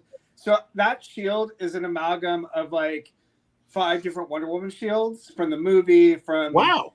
Oh yeah, and the I forget if it was the president shield. There's a bunch of stuff, and then my own sort of centerpiece with the eagle and the warrior figure was sort of slapdash in the middle. But that's the shield that was ultimately used on the library cover. That's awesome. Wow. Robert Jones has joined the chat. Robert, I just did a reading of the same page that you did a reading of in mine, paled by comparison. That's fantastic. No. Jesus. Here, Dante asks, dumb question. I know after Batman Damned #1, DC stepped in and censored a bit of what was promoted as a more of adult line of books and Black Label. Was there anything either of you wanted to do of an adult nature that DC editorial told you to change? You mentioned something earlier. No, Kel? And even as you say, the depiction of, I wondered, given how provocative your Aphrodite was, if there was any pushback as far as that goes. That's great. That's wonderful. Nope, I don't recall being told no ever. No, me either. Although that's great. I find the discussion. Kelly said I'd be really curious what you think about this. So I find the discussion of adult material in comics a flummoxing one often, because invariably what people mean by mature is explicit. Yes. It's not necessarily mature in theme. It's not elevated in tone. It just means you get to see more violence and more boobs, right? Like, no, but violence is generally okay. Yes. And so mature and adult, those labels, again, I find I don't love them because I feel like they imply like, oh, there's going to be something titillating or oh, you wouldn't be able to see this. It's like R-rated, right? But never, for me, mature. Like this entire book is mature because its take on the material is so elevated, not because it is particularly explicit in terms of, there are a couple moments of physical violence, but I think its demands on its reader, what it's asking readers to contemplate, are what makes it mature, not necessarily a moment of violence or some sort of like sexual, like overtly sexual overture. Yeah. Robert has an interesting comment. Since the Amazons in the tribe of Hestia are immune to fire, I'm extremely excited to see what gifts and powers the other Amazons get from their specific goddesses. Yeah. Some are really good farmers. Okay. Some know how to make pomegranate necklaces like nobody's business. The smoothies from Demeter are so good. There is an infographic that Jean does in book 2 that is where each of the different tribes make camp, and tells you kind of something about the tribes where they rest. So that's a lot of fun. Also, one last thing, in that because we're almost done. Sure. In my head, again, my memory was that there was some sort of bird flourish on each of them, but certainly in this one, Io in the second panel, she's got the two. Oh God, what is it? Is it an egret? I forget, because Hestia's bird, not a stork. Anyway, it's so her bodice has the two birds in design over that, and also there's a bunch of Hestia mythology. So very quickly, like, each of these goddesses has some sort of mythology. So on Penthesalia's armor, in black and white. You can see every little bit of Demeter's mythology is somehow there. Persephone's there, the snakes, the head at the sort of, I guess, navel area is Demeter's. There's cornucopias, the whole thing. Demeter also, the star pattern up here was the stars that they were born under, because the Amazons are all born at night. There's lizards on the, like metallic lizards on the shoulder pads, and that's because Demeter was a lizard snake goddess. Io, of course, has the the birds, and then Helene has a similar thing where it's kind of like an eagle figure, and some other, I think, Medusa figures or something in that ornate armor. Pythia, you can't really see it, but she has this sort of similar bodice that that Diana figure does on the cover, with all the sigils kind of carved into the metal. Anyway, the hope was that each of these goddesses would, each of these queens would reflect their goddess in a way that was slightly more immortal, I guess. But also there's every piece of armor has some sort of weird story. Like the tattoos on, so I know the bird on Antiope, of course, is the Wonder Woman symbol that is her red tattoo. So in my head, that's where Wonder Woman's armor, like that double W comes from. It's the bird symbol that is Antiope's war paint. Yeah. Oh, that's awesome. I was going to mention Hera's bodice and the ornateness all of the it. birds. Really. Birds are big, clearly visual theme through all this. Dude, Lots of seriously. birds. Just again, the attention to detail, just amazing. So here we go. Boom. All right. So here, let me get a little more of a money shot there for you. There we go. So my dream, I'm a little afraid for it to happen, because then I'll just like, I'll have achieved everything that I could want to achieve and just pass out dead or whatever. Is I want to see a cosplay group of the 30 original Amazons, so that they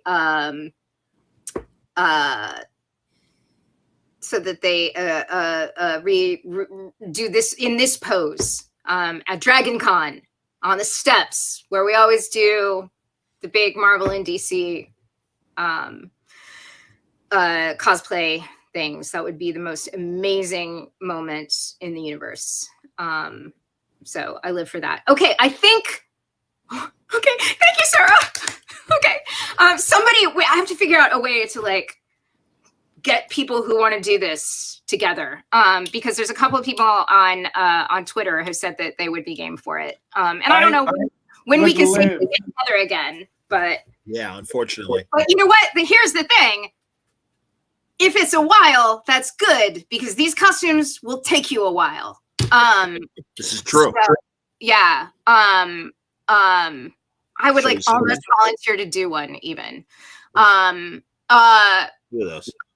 Yeah. So these are the 30 original Amazons, and we have always referred to this as the Vanity Fair spread. And yes. I don't know what you're talking about. Absolutely. Which is very interesting. I heard so the original like pencils and early inks, the figures. So if you look at a Vanity Fair spread, they're a little more close together. But as I started building out their armor, right, they couldn't stand so close together. They started taking more space, and also just using the format itself. I wanted to create a vaster image.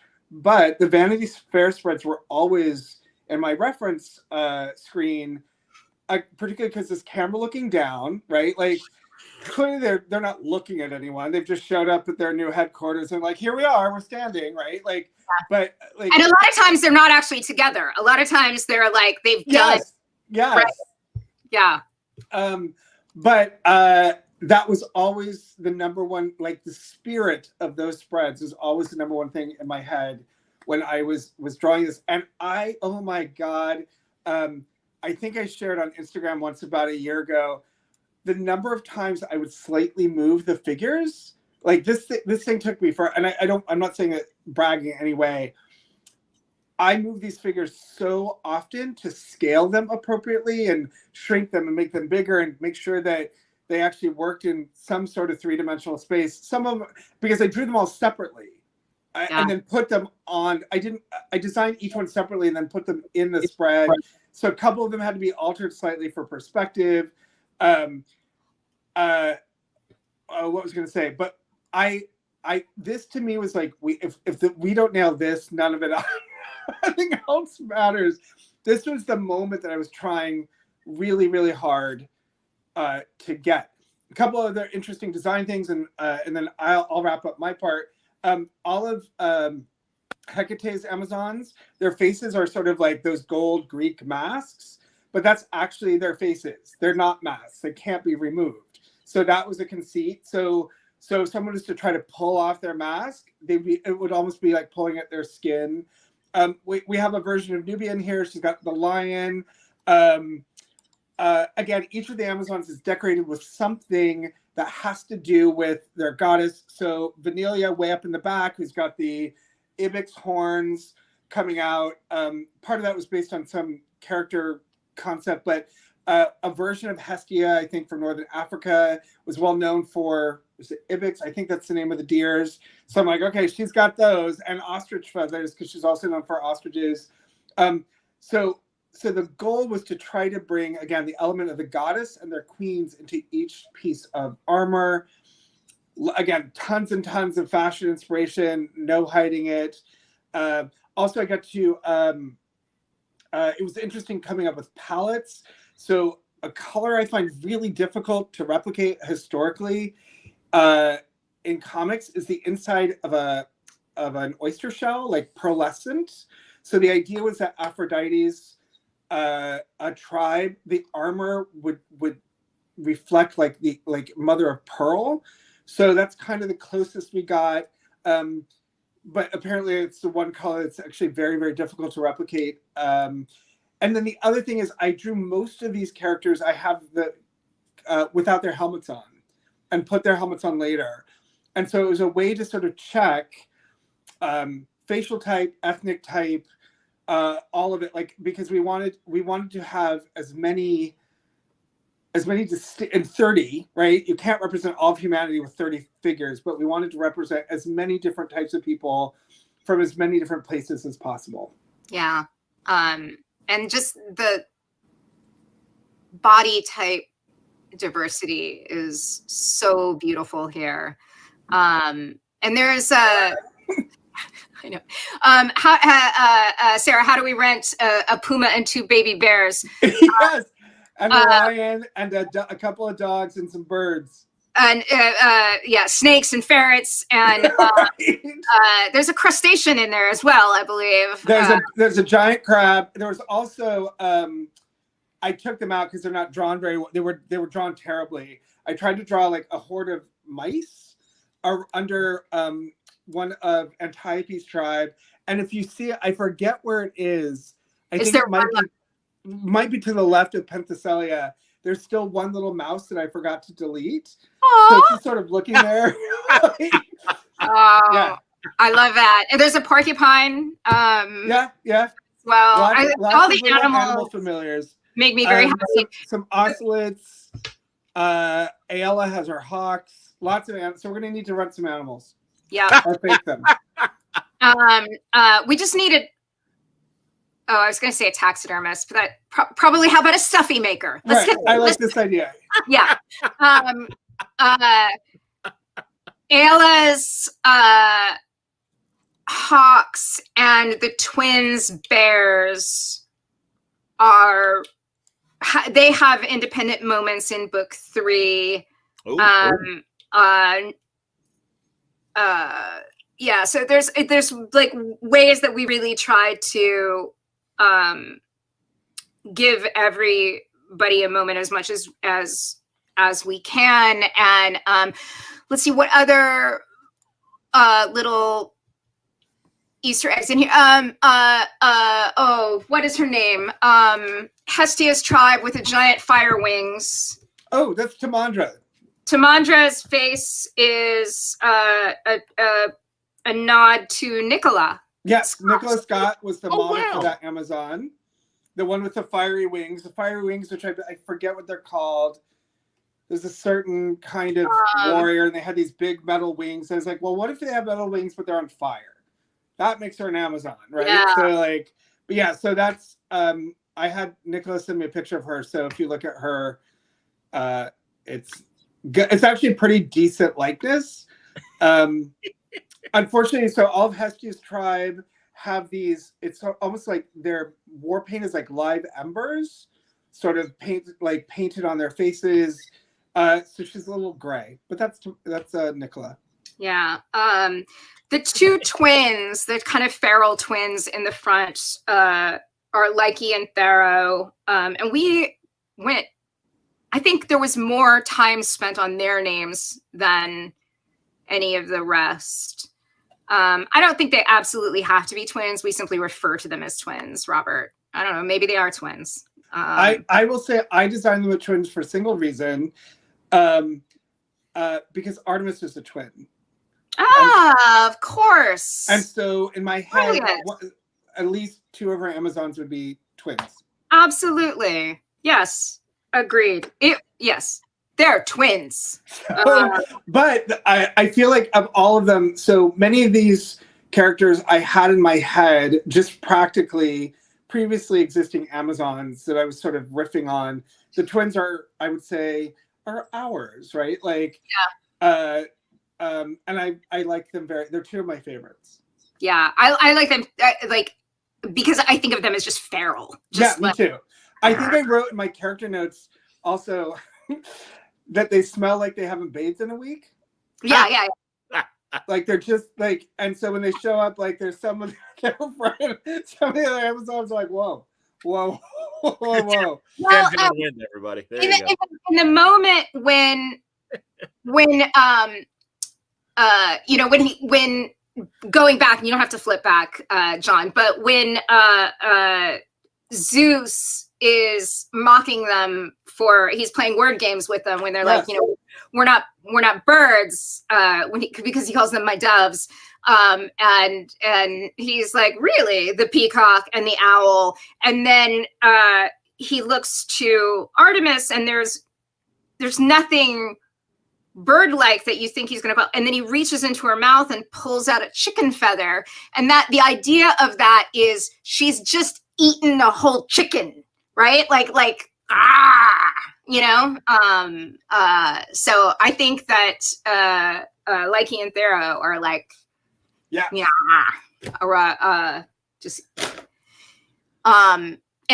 see, and that's Philippus with her big ass sword, the top tier in the back with the fur on her shoulders. You're almost there. You go.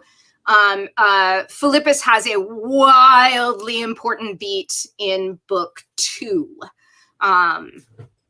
And she is also part of the party that comes across Hippolyta first, which we will discuss in about a month. Yes. When we do this again and we finish going through the next 25 pages or so. One last thing on just because it's a mirror image. So Philippus is on one side, and then the Amazon, I believe it's Oeone, I think that's how you pronounce her name, who's got the more sort of floral look. They're both Demeter's Amazons. And the way in my design, my intention was one represents Persephone in the spring, and the other is Persephone from the other world. So Philippus's armor is all about stories about Persephone from the other world. Oeone, the one that's sort of big and spring-like and alive, is Persephone in the spring when she is hanging out with mom. Above. So that's where they mirror each other. And it's beautiful that they're on either side of Penthesilea too. Yes. Brilliant. You are brilliant, and I love you. Amen. I love you too. We had so much fun with this, you guys. It's been such a not just this event, although this has been great fun, except for that part where I lost my temper. Right. But this has been great fun, as it always is to talk to you, John. But and you in the chat, my friends. But also just like making this book has been, you know, there's a lot of anger on the page. There is a lot of pain on the page, but it's been such a joy and such a labor of love and such. DC gave us permission to be artists first. And by allowing us to take the time that we took to really, we are commercial artists, but very often because of the speed with which our industry has to move, the commercial has to come before the artist. And in this case, they gave us the room to put the artist before the commercial. And I think, you know, ultimately, we got both. The book did very well. And so we're very happy. And I think the anger is important, Karen. I think it's very real. And I think, you know, this is a thing we talked about earlier, but I think this idea that, an all-female culture would be without violence or without anger or without, you know, is like bullshit, because we're human beings and we have the full spectrum of emotions just like anybody else. Yeah. And at the same time, the intent isn't to glorify violence or anger or vengeance or retribution, but there is a notion here, and I'm tipping my cards a little bit, but there is a idea that these Amazons can lead with their fury so that Diana doesn't have to, right? Yeah. So anyway, thank you so much for having us. Thank you to everyone who took time out of their day to spend with us. To everyone Great questions, everybody. Absolutely. Real fast, can I? There were two questions. Yeah, absolutely. Robert Jones, there's a small but huge moment at the beginning of Historia where the Amazon narrator, as we talked about earlier, says Diana is not a gift to man's world.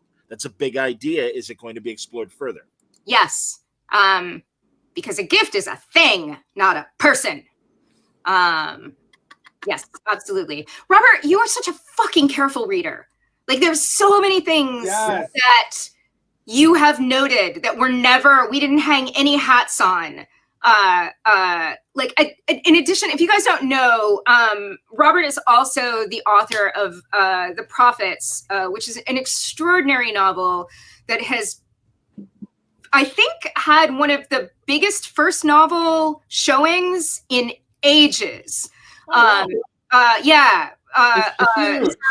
Robert is an extraordinarily successful writer in his own right, but a tremendously generous reader and a thoughtful reader. And I just feel very, very lucky to have him in our lives. So he's extraordinary. The other thing I like to chime in, he was, when I was writing and drawing Wonder Woman 20 years ago, I introduced him as the first Wonder Boy in comics.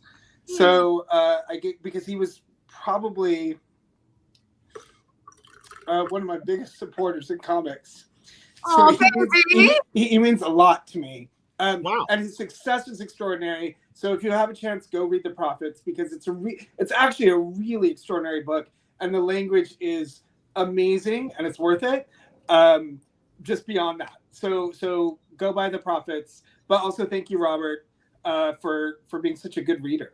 And also I'm like, oh my God, I'm afraid that you're going to stumble onto something that was unintentional. Oh, yeah. No, that was just we will take credit for it. Yes, that was just a plant I drew to fill some space. I don't know if you guys have a thought on this question from Comic Boon. The creation of the Amazon seemed inevitable given the male god's attitude. Hypothetically, what could have Zeus done specifically to satisfy the goddess's request to address mankind issues? Oh, that's such a good question. As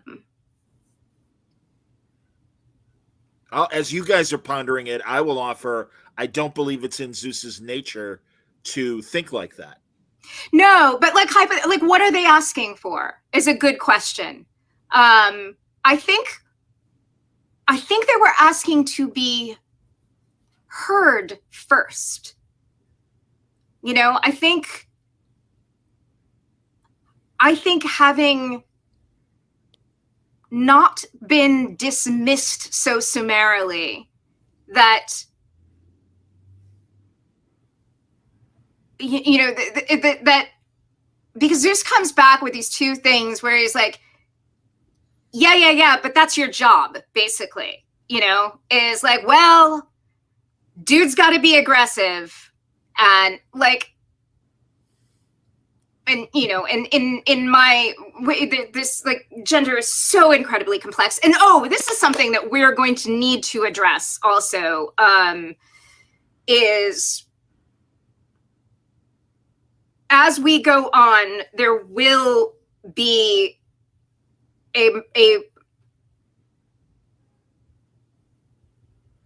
I do not want our Themyscira, I do not want, and I know Phil feels the same way because we've discussed it many times, we do not want this to be a weapon of gender essentialism. And so there will be expressed inclusion of an idea that gender is not a binary and more complicated than biology. But the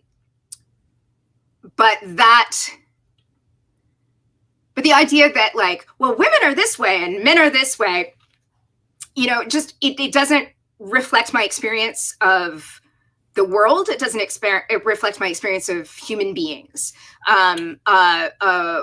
Women are as vast as our numbers, just the same way that men are. And that's all we're asking is for acknowledgement of that. And so I think trying to, in a circular way, get back to what were they asking for? I think that was what they were asking for, was acknowledgement of that. And instead what they got was, no, you have to be this way because you have to be this, because we have to be this way. And it's okay because I said it's okay. And I am the one who decides these things. And, you know, and it's this like Ouroboros argument that I'm the god of justice and I say it's just, ergo it's just, you know, and that's the moment where you see Athena, right, who is the thinker and the city and strategy, and she's the sharpest mind. Athena is reduced to a whisper there because it's like, this is a rhetorical fallacy. Like, you done fucked up. And so I think that is what they were asking. They were asking to not be put in boxes. And, you know, I think as creators, we all have a kind of mirror blindness. It's so much easier for us to characterize other people's work than it is for us to characterize our own work. I know as writers, we tend to think we're like infinitely diverse in our ability to like go at different things. But I think if there is one thing besides ocular trauma, which is apparently a thing I write over and over again, never having had ocular trauma, but it shows up in my books all the time without my having ever intended to write it. If there is something that I do think that I write over and over and over again, it's about I do write over and over again about putting people in boxes, and that like you are limited by this conception we have of you, and you must be this way, whether we're defining it by your phenotype or we're defining it by your occupation or your caste or your nationality or what, you know, whatever it is, that like, no, I need you to fit in this space so that I can fit you with everything else. And like, that's not how human beings are. You know, we're expansive and messy. And the older I get, the more interested I am in the messy. And so I think that trying to like wrap this into an answer to that question, I think that was what they were asking for. They were asking to not be put in boxes. They were asking for it to be seen that this was not just, and that something needed to be done because women are not just like this and men are not just like this, right? And he was like, nope, it's very simple. And then blew them apart. Yeah. And it was kind of like, I have nothing that will match what she just said because it's extraordinary. The one thing I was interested in when we first started, and I do think there's something just more visceral, physical, like in terms of drawing, is the threat that Zeus posed, the physical threat that Zeus posed to these women, I think cannot be underestimated. Right? Yeah. Like, so the minute he was tired of them, he was like, I'm going to show you who's boss. And bring End of conversation. End of conversation. Yep. And and so for me, trying to manifest what she was talking about physically was that, like this sort of threat that's I mean, I still think today, clearly, but certainly historically, so many women face when they may confront a man to say, this is what I need. And the man's like, well, that's great. How? Right? Yeah. Like that's, and so to be able to present and say, this is a concern of mine, and not be afraid that they're going to get hit back was the way I drew that.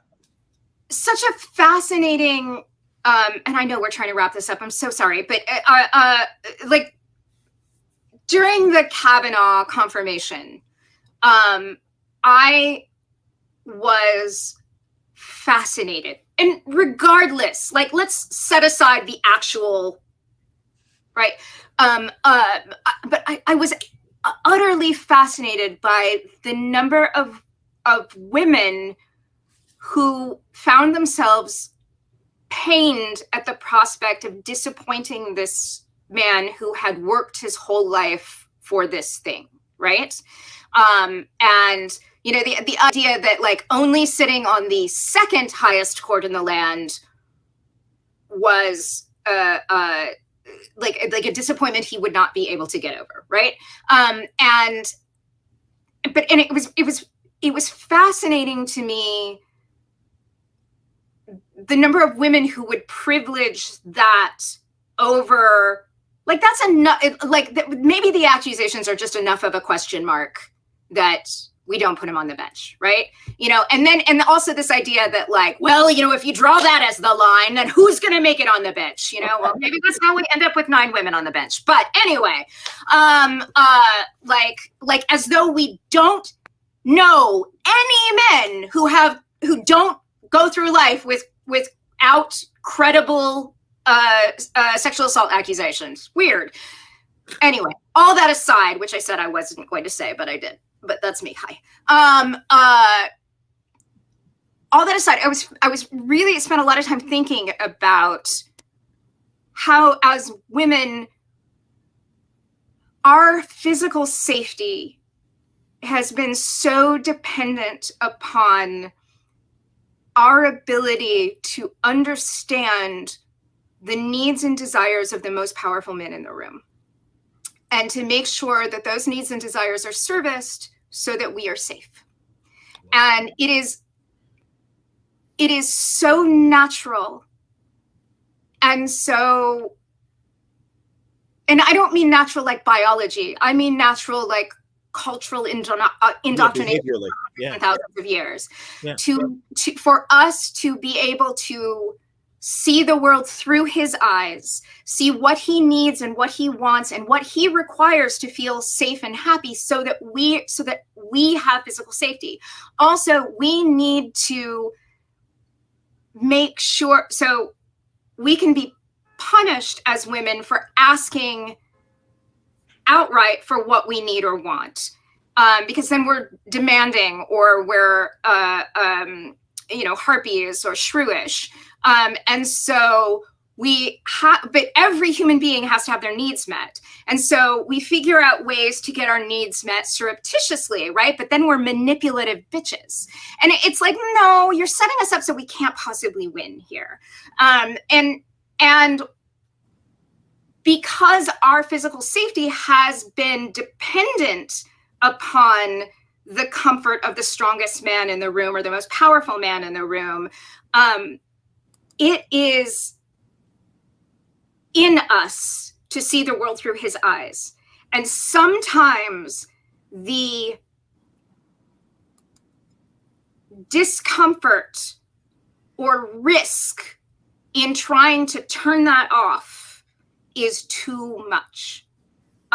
Even when the thing he might have to settle for is the second highest court in the land, right? We're not talking about sending him to jail. We're talking about putting him on the second highest bench.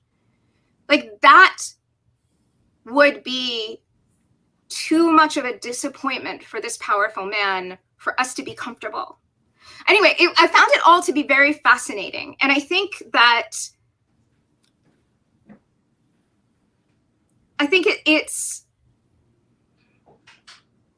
it's fascinating to me, like the women who will be like, well, don't make all of the men villains because all men aren't villains. Of course all men aren't villains. And all women aren't heroes. But men have been centered in these stories for thousands of years. We can center women. It's okay. Men are going to be all right. They can take it, and it might even be good for them. Anyway, the whole thing is genuinely fascinating. And I think that even like our young friend who had to poke his head in here and be like, I don't like your politics, so I'm not writing your book. Like, oh, you're so tiresome. And I get so angry at your need to come in and like, but at the same time, when I am my best self, I am leading with compassion. And I don't mean compassion where I'm going to preface your comfort over my need for expression, right? But compassion where I think you are very afraid of me. And that means you are very afraid. I am a 5-foot-tall suburban mom. I am not a powerful figure. I am not coming into your house and taking anything from you. I am making some comic books that you don't like. So I said, okay, don't buy them. And then you said, I'm destroying the industry. It's that kind of thing where it's like, you can't have both things. I can't be inconsequential and also terrifying, Yeah. So anyway, I am now thinking out loud in a way that's wasting everyone's time, but it's heartbreaking. And I think that we do our best when we lead with compassion. So I hope dude finds his way. And I hope he finds his way over there.